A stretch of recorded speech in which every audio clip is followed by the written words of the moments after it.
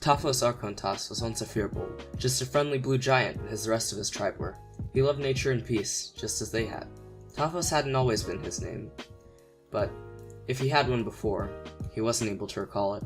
He was fun-loving and enjoyed a few things that were somewhat frowned upon by his fellow firbolg. Their major peeve was that he would loudly and happily, and poorly, but that's neither here nor there, play the flute. Firbolg typically liked to stay hidden from the public. This flute playing, however, was nearly enough to give away their location. Luckily for the most part, it hadn't, and Táfos continued to play his flute for years.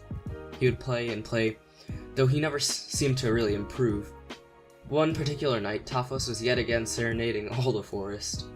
He enjoyed what he had been playing, and as such was swaying along with his eyes closed. When he had finally finished his song, he heard a crackle in the distance, and opened his eyes, only to find that the Fire Nation had attacked. No, that's wrong. That the whole forest had been set ablaze. Táfos and another firbolg attempted to find their way out of the forest when they were met by an eerie figure. This cloaked form drifted towards the other firbolg and grabbed them by the neck. Táfos could see the arcana coursing through the hand into the firbolg's neck, as finally the figure asked, "Where's the soul of the forest?" Táfos had heard tell of such an oddity. It had been something which was rumored to be necessary for lichhood. Táfos, being fairly secluded, didn't know what a lich was. Fortunately, he happened to know where the soul's physical manifestation was kept. It had been housed in the largest tree in the forest, known as the Elder Tree. Often Táfos would play his flute in this very location, and would overhear the others talk about the soul of the forest. Táfos thought for a moment, and made a decision that he still regrets to this day. He turned his back on his kind in order to save the soul of the forest. As Táfos ran to the Elder Tree, he heard the life escape the other firbolg. Táfos managed to get the soul and leave the forest. He fled for days, not wanting to stop, just in case the cloaked figure was still pursuing him. Eventually he ferried across the sea and reached a land known as Eldaron. It was a beautiful expanse of land. It was filled with lush trees and many different unusual animals. He traveled till he found what he determined to be the largest tree in the forest, an oddly large kingswood tree, filled with a beautiful purple wood. Táfos hollowed it out and left the soul of the forest to lie for eternity here. Using the wood, Táfos made his mace, crown, and belt. Unfortunately, Táfos knew his task wasn't finished. He not only felt an immense hatred towards the creature who had killed his fellow tribesmen, but he knew that he may come searching for the soul once again. So, Táfos did what he thought he had to, and he set out to find this creature. After many months of asking around Eldaron, Táfos found the location of the creature. Krakos, the Isle of Lava and Death and Volcanoes.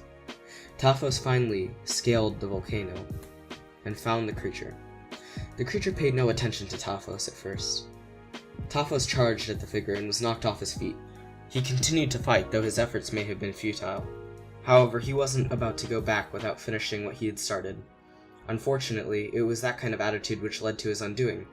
Táfos fought, getting beaten down, but even when he could no longer walk, he continued to creep towards the creature, flailing his mace in an attempt to at least hurt the mysterious figure. Finally, as Táfos swung one final time, he fell. All was black. He heard nothing. It was an endless void. And suddenly, the clang of a bell rang out. As its low hum resonated out into the void, Táfos arose and walked towards the sound. After what seemed like an eternity, Táfos entered into a bright room. Before him stood Hosbir, the two-faced god of the dead. One of the faces, Hos, looked upon him and judged silently. Táfos had figured it out. He'd failed. He was dead. Bir, the other head, turned and looked and conversed with Hos. They battled back and forth, speaking of which realm he should be sent to, now in his death. After many minutes of arguing, Táfos spoke out. "I'm not ready for death.